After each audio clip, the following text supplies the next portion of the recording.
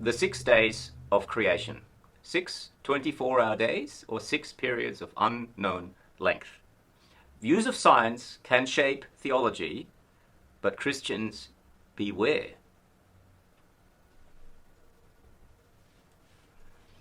When the plain sense makes common sense, take no other sense, lest it be nonsense. Why should we trust the book of Genesis and all those who quoted from it if it does not portray an accurate account of what happened in history? We should remember Jesus' warning to Nicodemus, as portrayed in the Gospel of John, when he said to him, I have spoken to you of earthly things, and you do not believe. How then will you believe if I tell you of heavenly things? If we cannot or should not trust the early chapters in the book of Genesis in its historical account of events, such as the creation of the world or the global flood that literally destroyed all of mankind, then why should we trust the later chapters of the book in its accounts relating to who God is? A very common objection is that the early chapters are not a scientific account of the origin of the universe, i.e. they are just a theological account of the who and the why, but tell us nothing of the what. One should not be divisive on such an issue and all the details that are associated with such a view. This sounds good on the surface, but if this were true, then surely don't we also lose the ground to make the same argument about the New Testament accounts of the miracles of Jesus, and dare I even say the miraculous account of the resurrection? If all God had intended to tell us was that he created the universe and created man, why bother give us all the detail? He could have simply stated what he did in Genesis 1:1 and then moved on to the creation account of man in chapter 2. That would have sufficed if that was indeed his only intention. Some, like prominent pastor Tim Keller, say Genesis 1 is just poetry. Should we take his word for it? He also claims Genesis 2 is not poetry, but correct history. The plain reading of these both chapters does not lead to the conclusion that the genre changes from chapter 1 to chapter 2. Chapter 1 has none of the real hallmarks of Jewish poetry, like, let's say, the Psalms do. I could recommend the book The Genesis Account by Jonathan Safati. It deals in great detail with the argument of poetry, and it refutes that objection very compellingly, and certainly far better than I could. Even to the person who is not trained in theology, Genesis 1 does not read like poetry.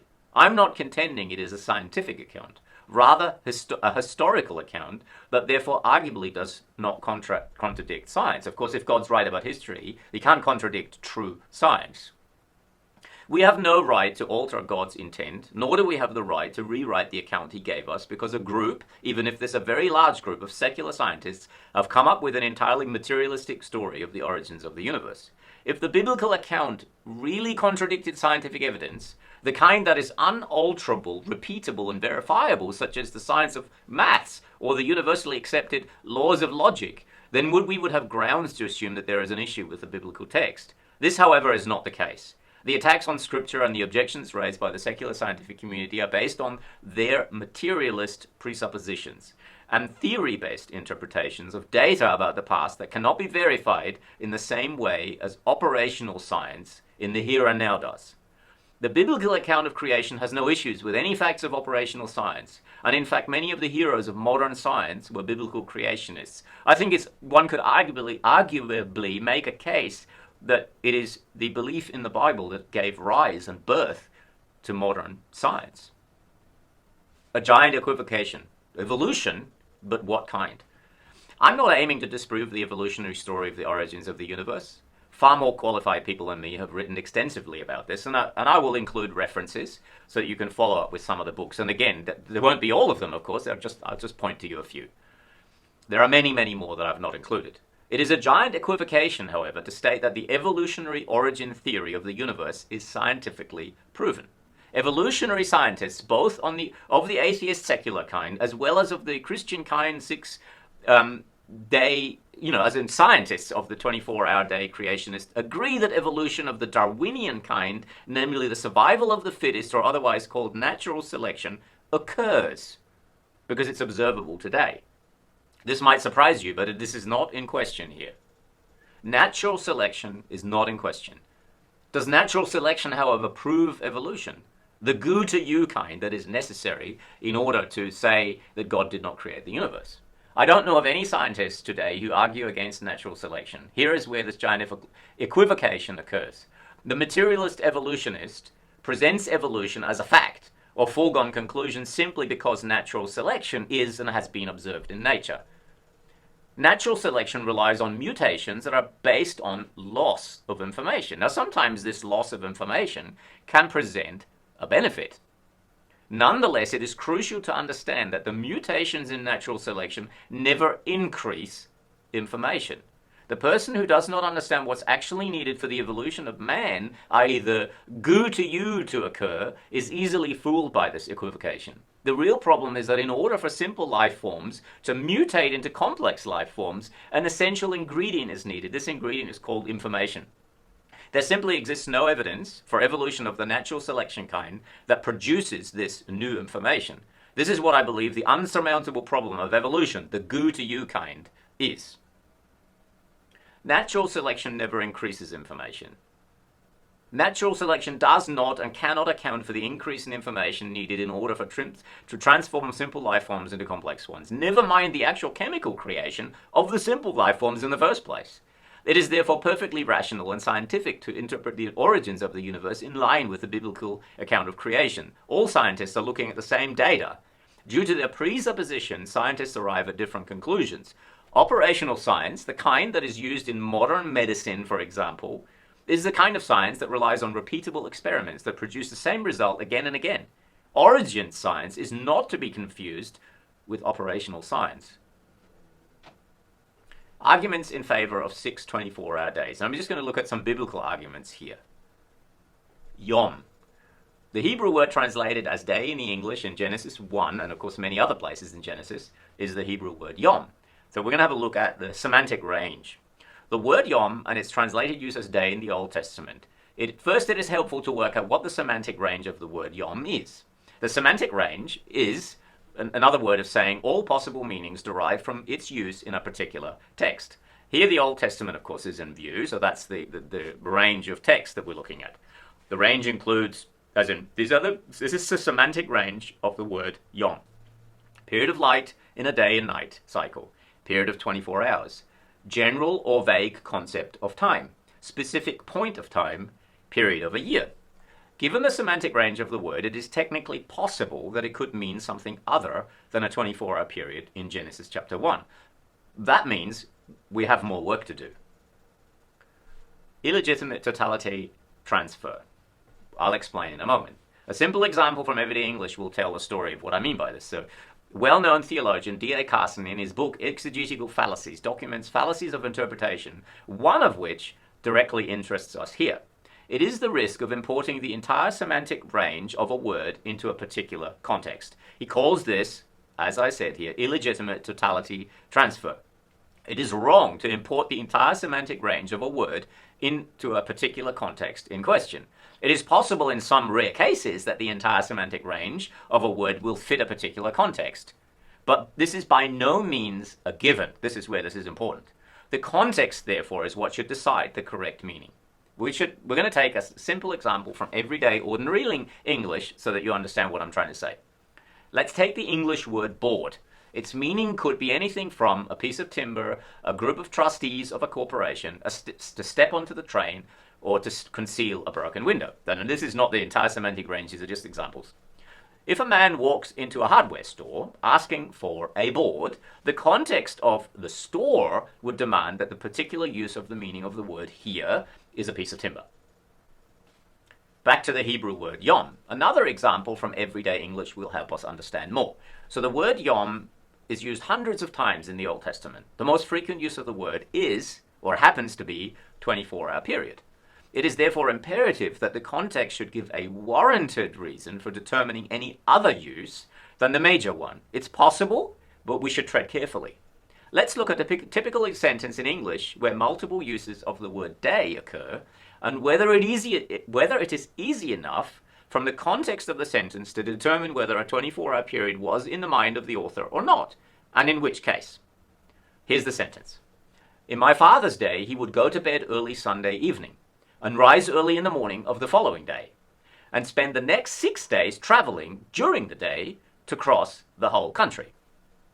There is no question here that the term my father's day is an indefinite period of time, but this does not give us license to import indefinite periods of time into the meaning of the terms the following day and the next 6 days. I don't think anybody would disagree with me so far. With this fresh contextual understanding in your mind and setting your own origins presuppositions aside for a moment, please reread Genesis chapter 1 and ask yourself, does the context have clues to demonstrate that the author had 6 consecutive 24-hour period days in mind? Personally, I don't think there is any way around it. The real problem is due to our scientific presuppositions of origins. I think people like Tim Keller press poetry onto the text, precisely because of this problematic. But this would only be right if the passage actually had the hallmarks of Hebrew poetry, and it doesn't. That pesky 4th commandment in Exodus chapter 20, verse 11. For in 6 days the Lord made the heaven and the earth, the sea and all that is in them, and rested on the 7th day. Therefore the Lord blessed the Sabbath day and made it holy. If we import indefinite periods into Genesis 1, and if so, then the order of creation must be changed too, because if you look at the way that evolutionists sort of presuppose that all happened, the order doesn't fit either, but that's another story altogether. But if we import indefinite periods into Genesis 1, and in order to bend the chapter around the evolutionary origins of man, wouldn't we then be compelled to do likewise with the text in Exodus 20? We certainly don't have a good argument not to. It then becomes, for in 6 indefinite periods the Lord made the heaven and the earth, the sea and all that is in them, and rested on the 7th indefinite period. In brackets here, remember, we have no way of knowing when they started or when they finished. Therefore, and how can we even justify the therefore, to be perfectly honest, but therefore the Lord blessed the indefinite period called the Sabbath and made it holy. Please note the consequences this also has for the 4th commandment in verses 8 to 10 of the same chapter. God is essentially now telling his people to have an indefinite period of rest, and that they cannot know when this starts or finishes, and neither do they know how long their normal days of work are. Remember what we said at the outset. When the plain sense makes common sense, take no other sense, lest it be nonsense. Did Jesus refer to the creation account? In the Gospel of Mark, there is an account of Jesus teaching about divorce. But from the beginning of creation, God made them male and female, in Mark 10, verse 6. If the evolutionary origins are true, Jesus was either ignorant of the history of his own creation, or he was misrepresenting the facts. Of course, no one would say he was lying, because Jesus was without sin, but it causes problems. I think that's obvious. According to evolution, the beginning of creation took place about 6 billion years ago, and man does not appear on this scale until roughly 100,000 years ago. So if you imagine, if you wrap that 6 billion years in terms of thousands, the creation of Adam would have occurred in the closing seconds of the lifetime of the universe. One can hardly speak of the beginning. The only accurately historical way that Jesus could have worded this would be, but at the end of creation, God made male and female. That would be the evolutionary accurate version of, or the age-old accurate version of Mark 10, verse 6. Please note here that man is the pinnacle of God's creation, and the term beginning here has historically and emphatically important, as the implication is that Jesus' statements about male and female, in other words, they were always so and never different. If the evolutionary account is true, of course, that can't be true, and this has all sorts of other implications. Think, if evolution were to be true, this is wholly untrue and inaccurate account of history. This all has serious implications for the whole issues of sex and gender today. Note that also Jesus' words, God made them, whereas in the evolutionary tale, God added a soul to an existing pair of what they term a hominid. One can hardly speak of made them when all God did at this point was put some finishing touch on something that was already made. Well, actually, it wasn't made at all. It made itself, depending on who you listen to. Old age creation requires massive gaps. Luke's gospel account traces Jesus all the way back to Adam. The idea of old age, that each day represents an unqualified long period of time, i.e. billions of years, this idea of creation requires massive gaps. In the Gospel of Luke, we are told that Luke did a thorough investigation of the facts before he wrote them all down in his gospel account. Was he ignorant? Did he not do a thorough investigation? Of course, no one would charge him of lying, but what is the situation here? How can we trust this account when we would be forced to not trust it? Luke chapter 1, verse 3 is where that is. Further in chapter 3, verse 23 to 88, Luke traces Jesus' genealogy all the way back to Adam, and finally calls Adam the Son of God. Is this not a clear reference to God creating Adam? Most theologians would agree. Luke clearly believed that Adam was special creation. One has to ask oneself, does injecting a soul into an ape-man style creature called a hominid really account for what the Gospel of Luke tells us?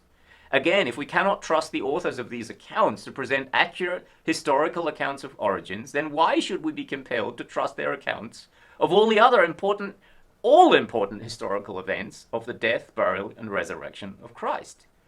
This is a very serious question as it reaches to the very heart of Christian belief.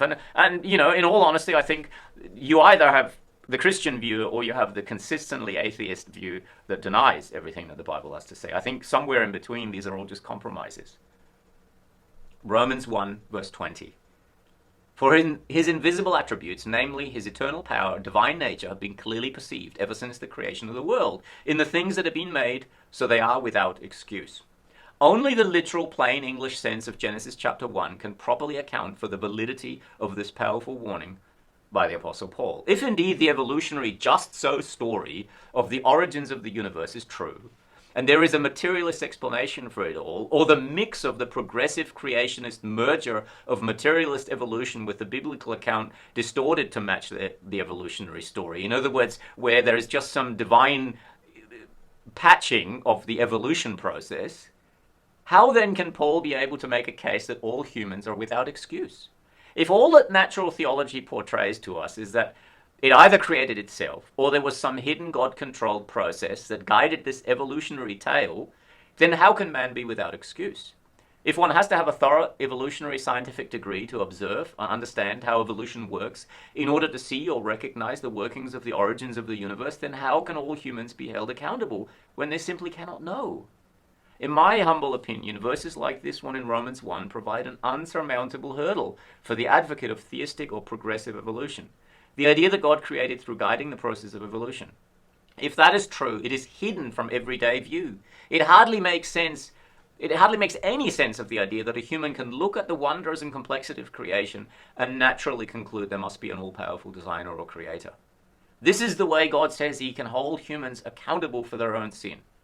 I'm well aware of people like Richard Dawkins, who argues that complexity does not point to design. He speaks about the complexity of creation much like someone who would suggest it was possible to scale the world's highest mountain without any training, gear, or guide, an enterprise doomed to failure before it starts. Honestly, I think when he speaks, humbly said, I'm reminded of the biblical text, the fool says in his heart, there is no God. And I'm not talking about fool in a derogatory sense. The Bible means this in a moral sense.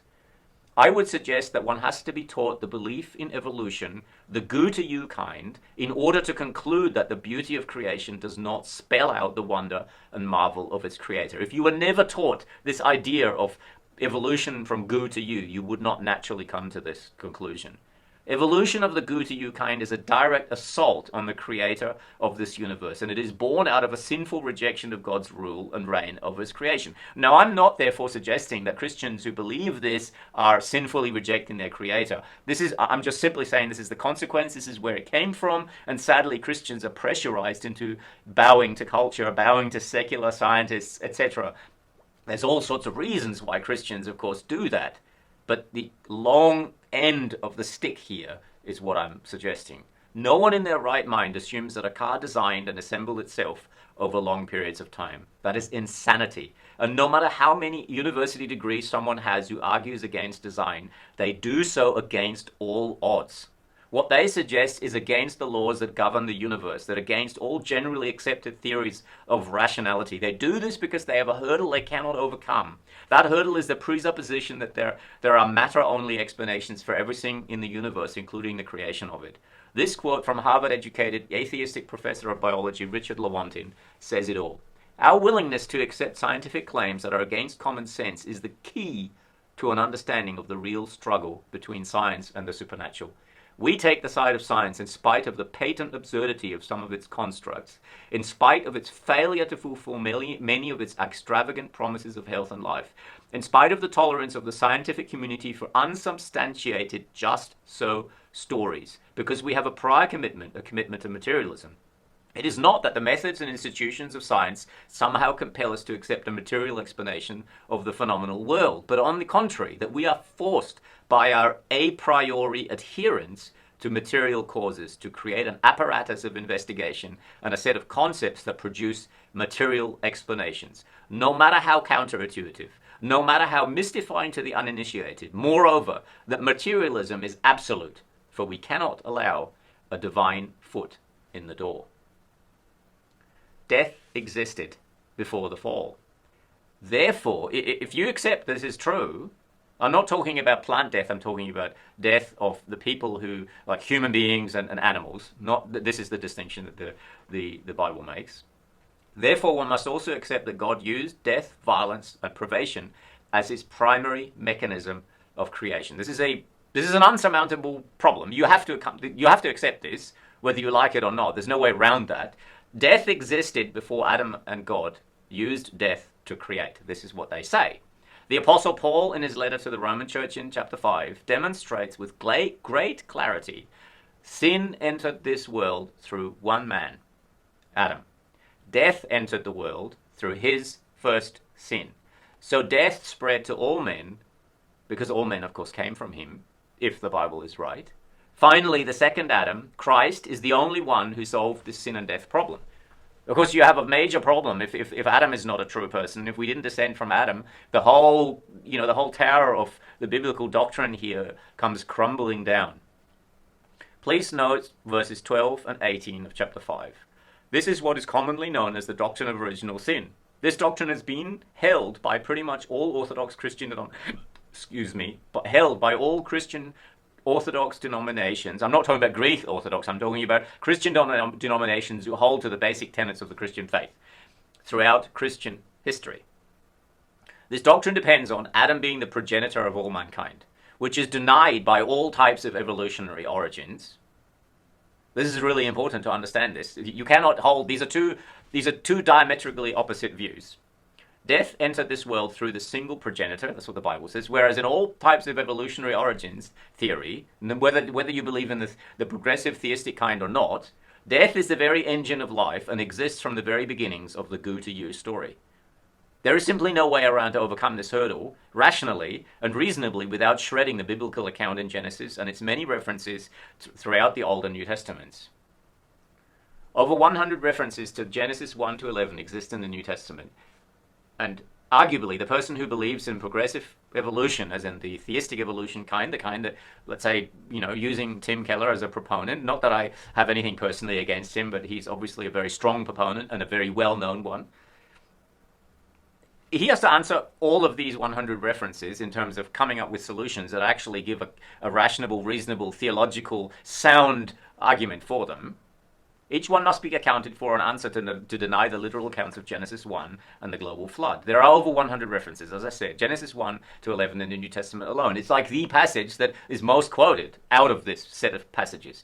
In order to make progressive evolution fit, each one of these passages must be answered. Humbly said, I think it's an impossible task. So where do we go from here? These are the sort of four major options you have. Materialist evolution, theistic evolution, age-old creation, creation in 6 24-hour days. A, you can accept the materialist evolutionary theory of origins. Personally, humbly, I said I think if evolution is true, that is the only viable conclusion, although I think, of course, clearly evolution is not true, and therefore this is untenable. But I'm just simply saying, if you're really consistent with evolution, I think this is where you will end up. Accept the materialist evolutionary theory of origins, which is a complete denial of the Christian story. Naturally, this isn't an option for a Christian, but sadly many who have questioned the validity of Genesis chapter 1 have sadly arrived there.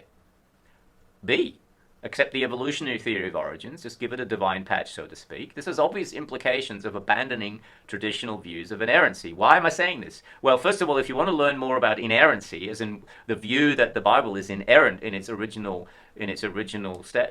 writings, I would recommend the Chicago Statement on Inerrancy. It's easy to find on the internet and it's widely adopted by the evangelical community. It's a lengthy DT statement of what we hold to and what we deny. Great way to learn about inerrancy. There are new progressive views of inerrancy that I would thoroughly reject. However, if you're going to go down the theistic evolution, I think to be consistent, that is where you will arrive. They say something like this: the authors wrote as they understood things through the lens of scientific knowledge of their day. If they had our knowledge of science, they would have written the text differently. We therefore have to interpret the Bible with this in mind. That's what they're saying. It's not hard to see how this view leads to all sorts of issues with other biblical passages. However, personally, humbly said, I think if you accept the evolutionary origin story, then this way of understanding the biblical text seems to be the only really consistent approach. Sadly, to be consistent, you will also have big issues and questions over many objective truth claims the Bible makes, since in this view the original authors may well have misunderstood many things.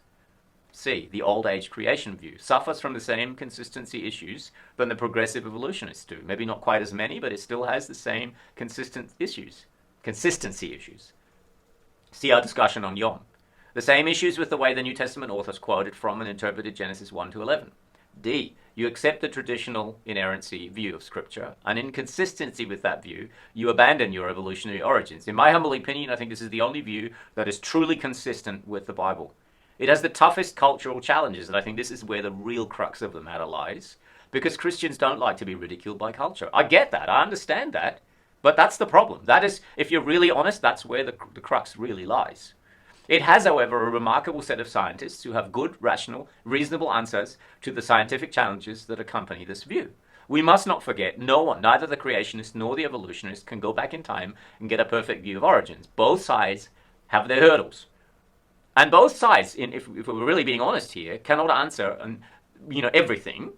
And they use what is commonly known as Oort clouds. If you don't know what that is, that's a good bit of homework to find out.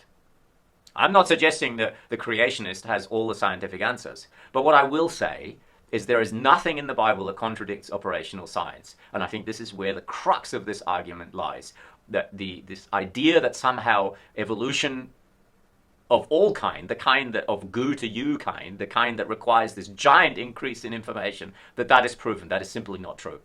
Finally, one can do what the likes of some progressives do, and I think this is the way that Tim Keller goes. I think this is seriously problematic. He accepts a mix of B and D. In other words, he says, yes, he finds theistic evolution is true, and he widely, gladly proclaims he holds to the Westminster Confession of Faith, which clearly states the opposite. To me, this is saying it's okay to hold cognitive dissonance in your heart. Personally, I think this is, I personally cannot believe it's right or it's good to propose to hold logically opposing views in the same time and in the same place. It's what psychologists call cognitive dissonance. I think this is a corrosive and very subtly damaging position to hold, and in many cases eventually will lead the person to abandon the Christian worldview altogether. And of course, I'm not suggesting that anybody has that in mind who holds that view, or like Tim Keller has been a magically incredibly successful Christian pastor, so please don't get me misunderstand my statements. I'm being critical here, but as I said at the outset, no one is in a position where they should not have any criticism levied at them. Is God being charged with deception? Ask yourself this simple question. Remember that both sides of this argument need to be able to answer this question. And I think in order to do that, I think it's good to set aside your own presuppositions for a moment. So these are three questions. If God created over a period of billions of years, how would he convey that message? How would you do it, and how would he do it? If God created in 6 days and didn't start with the creation of the sun, how would he convey that message? Which of these two ideas does Genesis 1 best convey? The 6 days of creation. 6 24-hour days or 6 periods of unknown length? In summary, why should we trust the book of Genesis and all those who quoted from it if it does not portray an accurate account of what happened in history? Genesis chapter 1 to 11 are among the most quoted passages from the Old Testament in the New. Should we allow our views of the scientific world, note especially here we're speaking of origin science, which is more akin to the interpretation of ancient history, to dictate what we believe about the Bible? Or is the Bible trustworthy as the foundation of our beliefs? One does not have to abandon reason or rational thinking or logic in order to have the Bible as that foundation. And with that, the belief that Genesis 1 is an accurate representation of history. Arguably, reason, rational thinking, including reviewing evidence, brought us to the point of trusting in the Bible in the first place. This is not an argument from science pitted against theology, as many of the proponents of theistic evolution or old age creationism was trying to convince us of. The Bible is trustworthy in its own right. Abandoning a literal historical view of Genesis chapter 1 causes an almost unsurmountable list of issues with the remaining text of Scripture. This is my major beef. And I personally think that you can't solve this riddle, because that I think demonstrates the truth of the literal view of the first chapter. I'll say this again. Abandoning a literal historical view of Genesis chapter 1 causes an almost unsurmountable list of issues with the remaining text of Scripture and historical Christian doctrines. It should hardly be surprising why so many who have abandoned the literal view eventually arrived at the point of the atheist told them they would in the first place. Finally, a reminder as a word of caution. I'm in no way saying that you must believe in a particular view of Genesis 1 to be a Christian. I'm not arguing that Christians who believe in some form of old age earth are not Christians. Neither am I saying Christians who believe in theistic evolution are not Christians. I'm just looking at the evidence from the biblical perspective and seeing where this might take us. In order to be a Christian, one must believe what the New Testament teaches about Jesus, which is found in the simplest of words in Paul's letter to the Corinthian church, chapter 15.